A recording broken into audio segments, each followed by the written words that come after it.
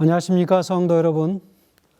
안식일을 맞이해서 함께 뵐 수 있도록 인도하시고 또 말씀을 함께 나눌 수 있도록 인도하신 우리 하나님께 참으로 감사를 드립니다. 오늘 하나님의 말씀은 하나님께서 아브라함을 부르신 목적이 무엇인지를 함께 살펴보는 시간을 갖도록 하겠습니다. 하나님의 말씀 창세기 12장 1절, 2절, 3절까지의 말씀을 함께 봉독하시겠습니다. 그때 주께서 아브라함에게 말씀하시기를 너는 내 고향과 내 친척과 내 아비의 집을 떠나 내가 내게 보여줄 땅으로 가라. 내가 너로 큰 민족을 이루게 할 것이며 내게 복을 주고 내 이름을 위대하게 하리니 너는 복이 되리라. 너를 축복하는 자들에게 내가 복을 주고 너를 저주하는 자를 저주하리라. 내 안에서 땅의 모든 족속들이 복을 받을 것이라 하셨더라.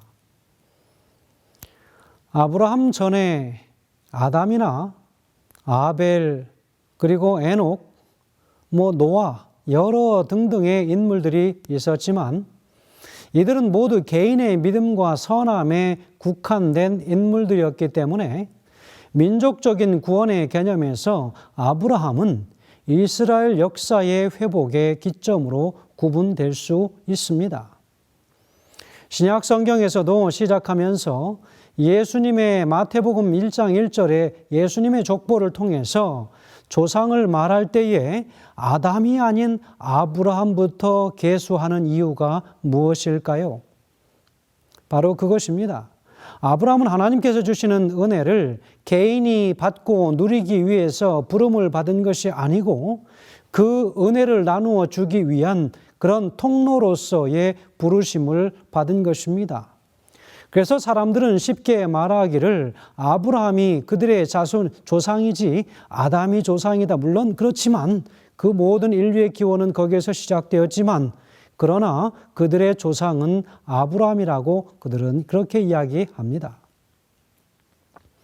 하나님께서 아브라함을 부르신 것은 그를 통해서 범죄의 세상에서 범죄의 백성들을 회복시키기 위한 것이었습니다.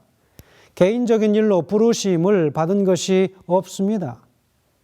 아브라함이 택함을 받은 것은 범죄 속에 살아가는, 죄 가운데 살아가는 인류를 회복시키기 위해서 그는 분명히 택함을 받았습니다.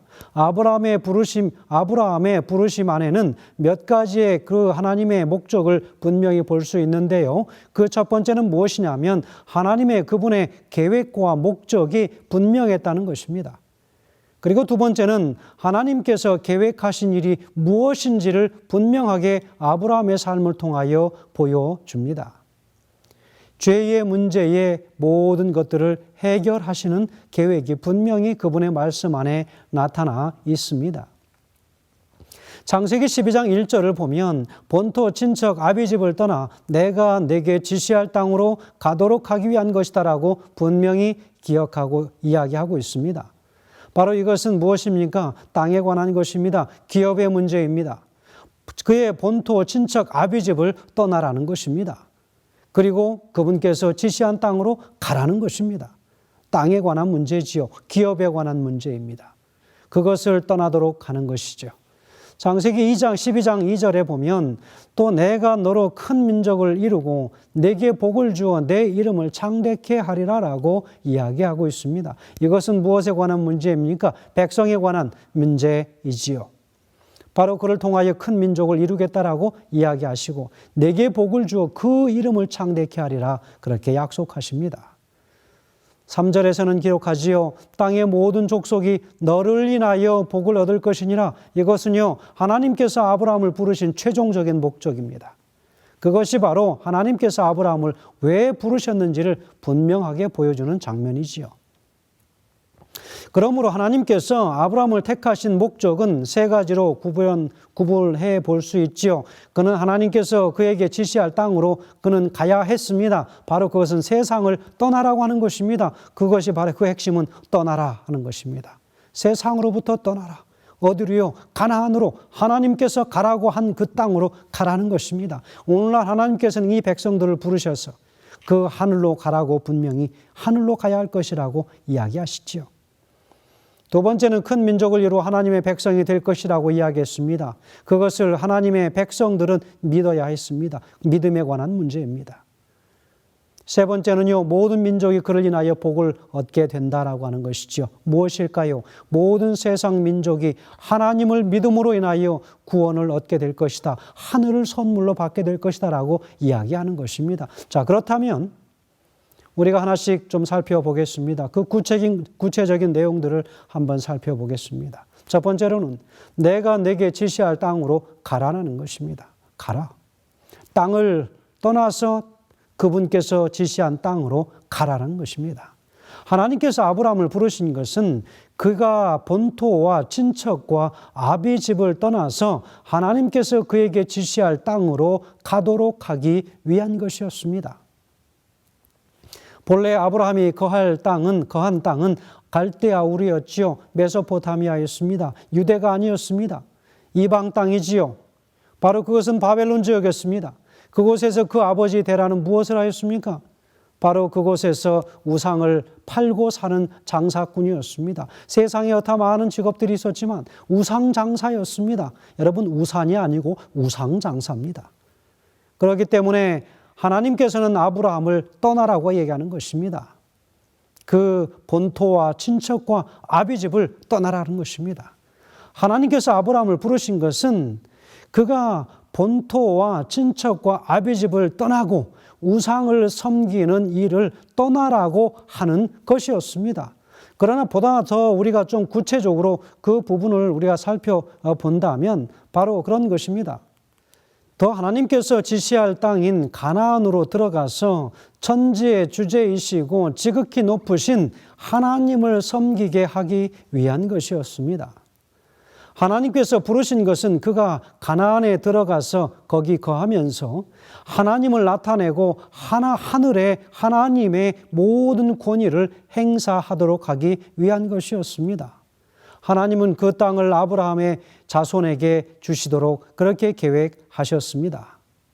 하나님은 아브라함과 그의 자손을 통하여 그 땅이 하나님께 돌아오고 그 땅에서 하나님의 권위가 통용되어지고 하나님의 영광을 나타내기를 원하셨습니다.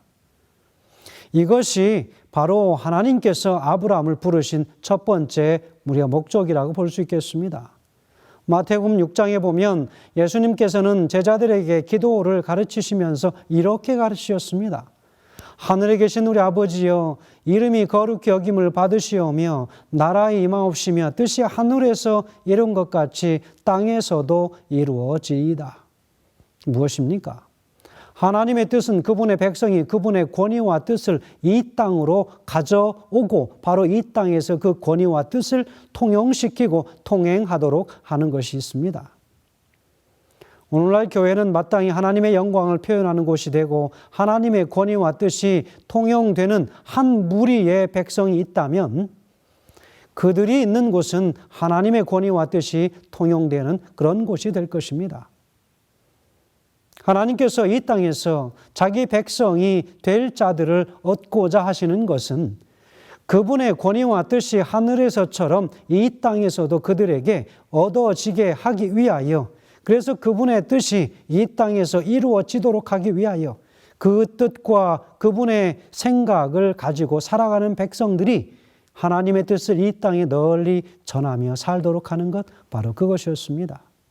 이것이 하나님께서 아브라함을 부르신 목적이자 우리를 그분의 백성으로 부르신 목적이었습니다. 부조와 선지자 126페이지에는 이렇게 기록합니다. 그에게 있어서 이 세상에서 가장 행복한 곳은 하나님께서 그로 있기를 원하시는 곳이었다라고 했습니다. 여러분, 아브라함은 그가 어디에 있든지 하나님께서 그로 하여금 있기를 간절히 원하시는 곳에 아브라함이 있을 때 그의 마음은 가장 편안하였다라고 이야기하고 있습니다. 성도 여러분, 여러분이 가장 있기에 편안한 곳이 어디입니까? 집에 가장 평안한 그 소파에 앉아서 그리고 TV를 즐기며 팝콘을 먹는 것이 여러분의 생에 가장 즐거운 것입니까? 아니면 하나님의 교회에서 말씀을 나누고 하나님의 교회에서 전도를 꿈꾸며 세상에 복음을 증거하는 예수 그리스도를 나타내고자 하는 그런 일을 위하여 여러분 준비하시는 그 교회가 가장 평안한 곳입니까? 어디이십니까? 오늘 여러분 그것에 관한 답을 오늘 분명히 여러분 자신에게 질문하고 그 답을 얻게 되길 간절히 소원합니다. 자, 두 번째는 내가 너로 큰 민족을 이루어라고 이야기하고 있습니다.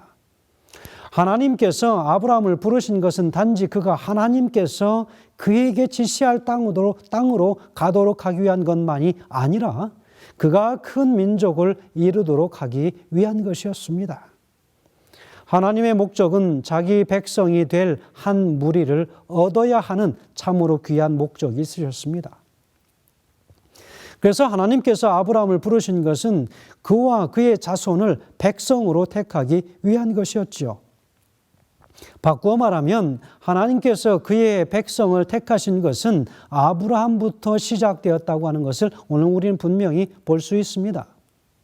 수많은 사람 중에서 하나님은 한 사람을 불러내셨습니다.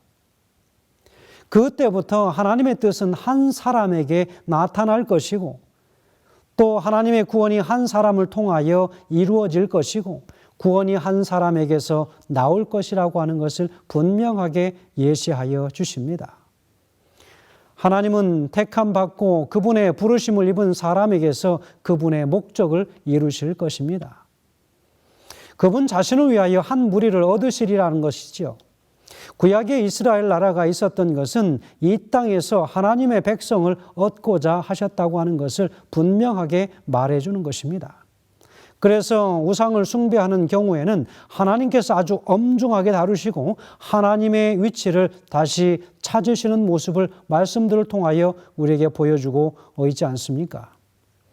그래서 하나님께서는 그렇게 이스라엘 백성들을 당신의 말씀 가운데 거하시도록 그렇게 인도하시고 끊임없이 말씀으로 채근하십니다. 하나님의 백성은 하나님을 담는 그릇입니다. 하나님의 백성이 있을 때 하나님의 이름이 사시는 것이기 때문에 여러분 열왕기하 18장 34절에 35절에는 이렇게 기록합니다. 하맛과 아르밧의 신들이 어디 있으며 스발라임과 헤나와 아와의 신들이 어디 있느냐? 여호와가 예루살렘을 내 손에서 능히 건지시겠느냐라고 이야기하십니다. 이스라엘을 처리하기 위해서는 여호와를 처리해야 한다는 것을 보여줍니다. 하나님은 그분 자신을 그분의 백성 가운데 두셨습니다. 하나님 자신과 하나님의 영광 그리고 하나님의 권위와 그분의 모든 능력을 하나님의 백성 가운데 두셨다고 하는 것을 이야기하는 것입니다. 사도행전 15장 14절에는 기록합니다. 하나님이 이방인 중에서 자기 이름을 위할 백성을 취하시려고 저희를 권고하신 것을이라고 이야기하죠. 이것은 무엇입니까? 신약 성경 안에 있는 현재의 상태를 보여주는 것입니다. 신약 안에 있는 교회는 바로 하나님의 백성입니다. 오늘날 하나님은 그분의 모든 간증과 역사와 모든 뜻을 무엇입니까? 교회 안에 두셨다는 것입니다. 그래서 하나님의 백성들은 반드시 교회에 있어야 되는 것입니다. 세상의 사람들을 하나님의 교회 안으로 모아들여야 하는 이유가 바로 그곳에 있기 때문에 그렇습니다. 하나님의 목적은 그분 자신에게로 돌아와서 그분 자신을 위할 한 무리의 백성들을 얻고자 하는 것이지요. 나는 여호와에게 속한 자라, 나는 하나님께 속한 자라고 선포할 수 있는 한 무리를 찾으시는 것입니다. 그러므로 성경에서는 사람이 그리스도를 시인하는 것을 매우 중요하게 여기고 있다고 하는 것을 오늘 우리는 기억해야 합니다. 그래서 우리 예수님께서는 말씀하십니다. 누가복음 12장 8절에서 9절에 보면 내가 너희에게 말하노니 누구든지 사람 앞에서 나를 시인하면 인자도 하나님의 사자들 앞에서 저를 시인할 것이요 사람 앞에서 나를 부인하는 자는 하나님의 사자들 앞에서 부인함을 받으리라 라고 이야기합니다. 우리 주님이 얻고자 하시는 사람은 그분을 시인하는 사람입니다. 많은 때 그리스도를 시인하는 것은 단지 복음을 전하는 것이 아니라 나는 주님께 속한 사람이다 라고 하는 나의 소속을 분명히 밝히는 것이 바로 주님을 시인하는 것입니다. 여러분, 복음을 전한다고 하여서 다 하나님의 백성은 아닐 것입니다. 나의 소속이, 나의 사람됨이, 나의 삶의 모든 현 주소가 어디인가라고 분명하게 밝히는 것은 아주 중요한 일이기 때문에 그렇습니다. 여러분 자신은 오늘 어디에 속하신 분들이십니까? 그저 교회에서 좀 일을 한다고 해서 다 하나님의 백성이 아니라 정말로 오늘 나의 신앙 속에서, 나의 삶 속에서 예수 그리스도를 내가 대면하여 알아가는 그 시간, 바로 그것이 나의 소속이 그리스도 안이 될 것이고 그 그리스도가 나의 현 주소가 될 것이라고 하는 것이죠. 그러므로 인하여 그런 삶의 형태를 통하여 오늘 우리는 그리스도를 나의 개인의 구주로 시인하며 살아간다라고 말할 수 있을 것입니다. 세 번째는 땅의 모든 족속이 너로 인하여 복을 얻을 것이라 라고 이야기하고 있습니다.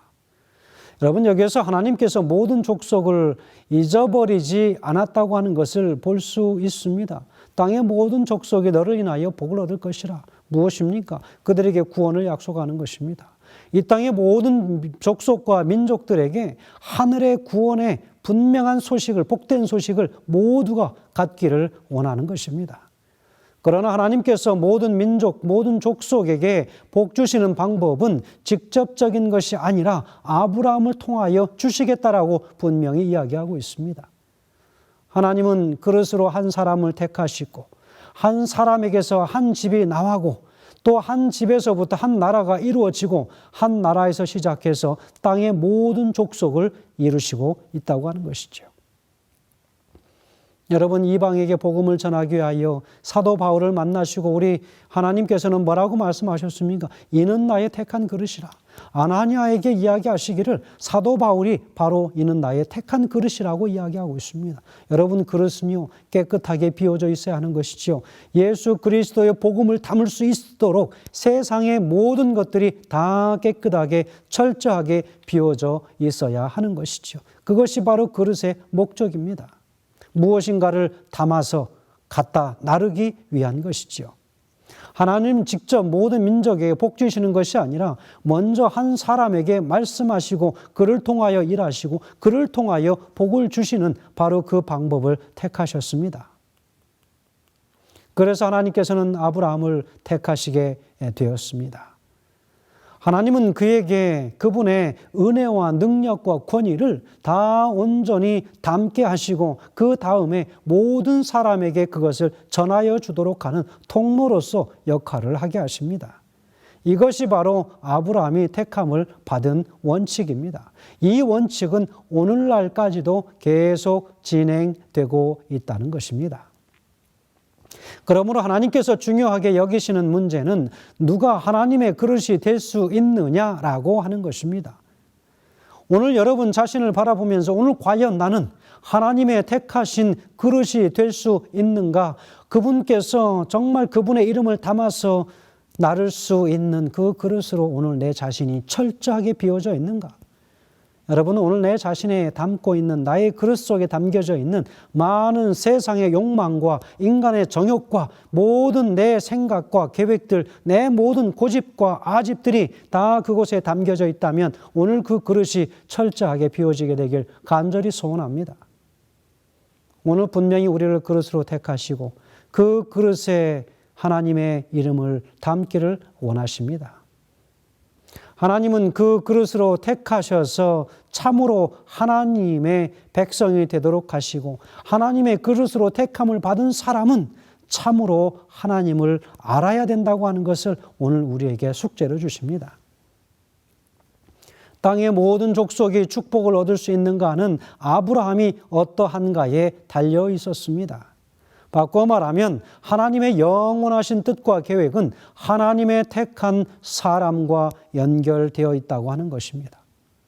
그래서 하나님의 뜻과 계획의 성취에 따라서 하나님의 백성들의 성공과 실패가 전적으로 좌우된다고 하는 것입니다. 아브라함이 많은 일들을 거치고 하나님에게서 많은 것들을 얻어야만 그것들을 다른 사람들에게 나누어 줄 수 있게 되는 것입니다. 여러분, 오늘 우리는 세상 사람들에게 복의 통로가 될 수 있도록 하기 위하여 우리는 할 수 있으면 더 많은 것들을 하나님께로부터 얻어내야 하는 것입니다. 그것들을 다른 사람들에게 나누어 주어야 하기 때문에. 그러므로 오늘 우리의 삶이 먼저 철저하게 하나님의 말씀과 그분의 말씀의 율법의 모든 법칙 아래 완전히 전적인 순종을 드려야 할 것입니다. 이것 때문에 아브라함은 많은 어려움과 고초들을 당하는 일들이 있었습니다. 참으로 많은 시험들이 그에게 있었습니다. 아브라함은 하나님을 알았기 때문에 믿는 이들의 조상이 될 수 있었지요. 여러분, 믿음을 근본으로 삼는 사람은 다 아브라함의 자손, 곧 아브라함에게서 난 사람들이라고 이야기합니다. 우리가 알듯이 모든 영적인 일은 전하는 이 원칙에 있지 않고 낳는 원칙에 근거하는 것입니다. 바로 이들은 출생으로 된 것이지 전파된 것이 아니라는 것입니다. 무엇을 이야기하는 것입니까? 우리는 예수 그리스도로 더불어 다시 태어나는 경험을 해야 된다는 것입니다. 전적으로 그분의 말씀을 믿어서 의지함으로 그분 안에서 다시 태어나는 경험을 하지 않고는 그저 단지 전하는 어떤 원칙에 있어서 하나님의 백성들이 될 수 있다고 하는 것이 아니라는 것을 이야기하는 것입니다. 하나님께서 사람을 회복시키는 일은 먼저 믿게 하는 일입니다. 그래서 믿음은 참으로 소중한 것이죠. 믿을 때, 왜냐하면 사람은 믿을 때 의롭다 하심을 얻게 된다라고 성경에서 이야기하고 있기 때문에요. 하나님은 어떻게 이 일을 이루시는가? 하나님은 먼저 한 사람을 믿을 수 있는 단계로 인도하시고 그가 믿는 이가 되도록 하시고 그런 다음에 그를 통하여 많은 사람을 낳게 하는 것입니다. 성도들이시여, 전도만 할 줄 안다고 다 나을 줄 아는 사람이 되는 것은 아닙니다. 나을 줄 모르는 사람은 더욱 믿음 가운데 서야 하겠습니다. 하나님을 모르고 하나님께서 태어난 경험을 하지 못하는 사람은 영혼을 잉태할 수 없기 때문입니다. 영혼을 망치는 일을 하겠지요. 하나님 안에서 진정으로 태어난 경험을 하지 못하면 태어나면서 느껴지는 그 고통과 아픔을 그들이 얻지 못하면 영혼을 진정으로 낳을 수 없게 됩니다. 복음의 일을 하고 전도인의 일을 한다고 분주하게 움직이고 살지만 진정으로 영혼을 낳는 경험이 부족하다고 하는 것, 여러분 무엇일까요? 내가 태어날 때에 산모 나의 어머니도 고통스럽지만 태어나는 아기도 고통 가운데 있을 때에 진정으로 그 아기를 사랑으로 보듬을 때에 그 아기가 다시 생명으로 잉태되는 그 경험을 얻게 되는 것이죠. 진정으로 한 사람으로서의 거듭남의 그 과정은 참으로 보듬어주고 안아주는 그 사랑을 통하여 다시 한번 태어나게 되는 것입니다. 성도 여러분, 전도만 할 줄 안다고 나을 줄 모르는 사람은 더욱 믿음 가운데 서야 하는 것입니다. 하나님을 모르고 하나님께로부터 태어난 경험을 하지 못한 사람은 영혼을 잉태할 수 없습니다. 그런 잉태시키는 일을 할 수 없다는 거예요. 하나님께서 일하시는 방법은 먼저 한 사람 안에서 일하시고 그 다음 다른 사람을 낳도록 하시는 것입니다. 사도 바울은 이야기합니다. 고린도전서 4장 15절에 그리스도 예수 안에서 복음으로서 내가 너희를 낳았음이라 라고 이야기하고 있지 않습니까? 낳는 것이 영적인 일의 원칙입니다. 영적인 일의 원칙은 전수하는 것이 아니라 낳는 것입니다. 잉태하여 그 생명을 낳아내는 것입니다. 그래서 우리의 신앙도 전수하는 것이 아니라 낳는 방법을 가르치는 것입니다. 이것은 우리가 소유하고 있지 않은 것을 다른 사람에게 전하는 것은 아무 소용이 없습니다. 씨가 있다면 낳기 마련이고 씨가 없으면 낳을 수 없는 것입니다. 하나님의 일은 생명과 관련된 것이죠. 생명을 낳는 일입니다.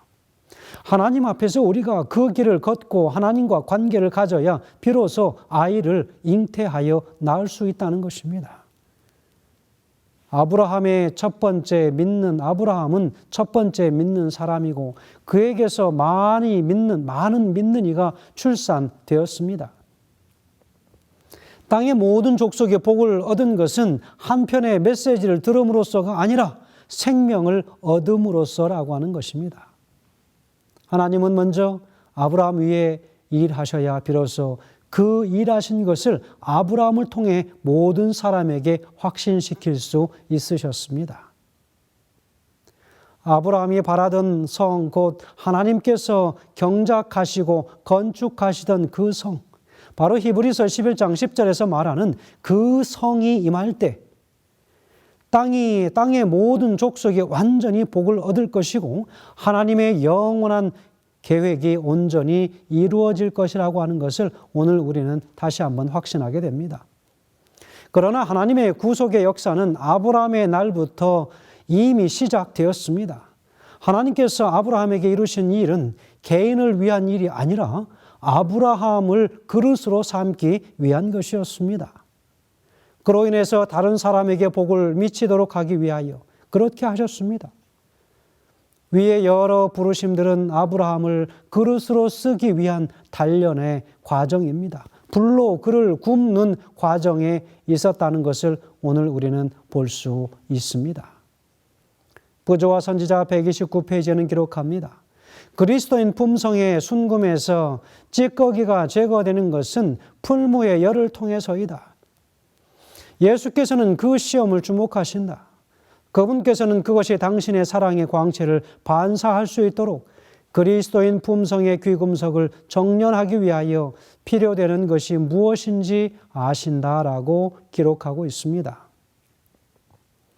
하나님께서 그를 불러 활동하게 하실 때에 그들은 준비가 되므로 지상에서 다 성취되어야 할 사업을 행함에 있어서 하나님의 천사들이 그들과 연합하게 될 것이라고 하는 것을 오늘 우리는 기억해야 합니다. 그리스도의 모든 그리스도인의 품성을 다 찌꺼기들이 제거되어지고 그리고 그 정련되어지는 것은 풀무에서 나는 뜨거운 열의 고통을 통해서라는 것이죠. 우리가 하늘로 가는 과정에서 많은 어려움들이 있습니다. 때로는 모든 길을 다 내려놓고 포기하고 싶을 때가 있습니다.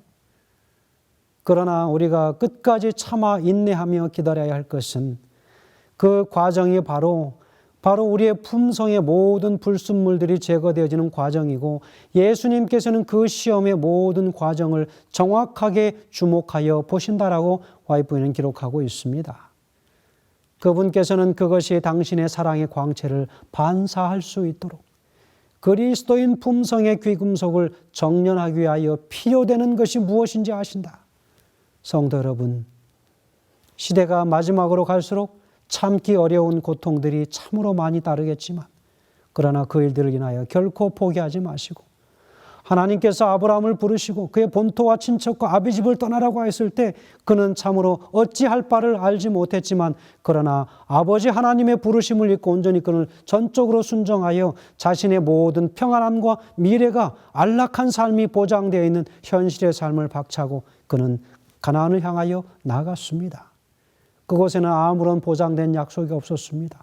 그러나 온전히 하나님의 약속 하나 믿고 그는 갔지만 전적으로 하나님께서 끝내는 그를 그곳에서 많은 민족의 아비가 되는 참으로 놀라운 역사를 이루시고 그를 통하여 하나님의 백성들을 끊임없이 잉태케 하는 놀라운 역사를 많은 민족들로 하여금 알게 하시는 놀라운 역사를 이루어지게 하는 것을 보게 됩니다. 오늘 이 안식일을 맞이하면서 우리 성도들의 각 가정 속에 하나님의 놀라신 은혜와 특별히 이 안식일에도 우리를 부르신 그 목적, 세상 가운데 마지막 백성으로 삼으시기 위하여 부르신 그 목적이 오늘 나를 향하여 가지신 그 목적이 무엇인지를 다시 한번 확인하는 하나님의 귀한 안식일, 이 휴식의 안식일 되시길 간절히 바라면서 말씀을 줄이겠습니다. 감사합니다.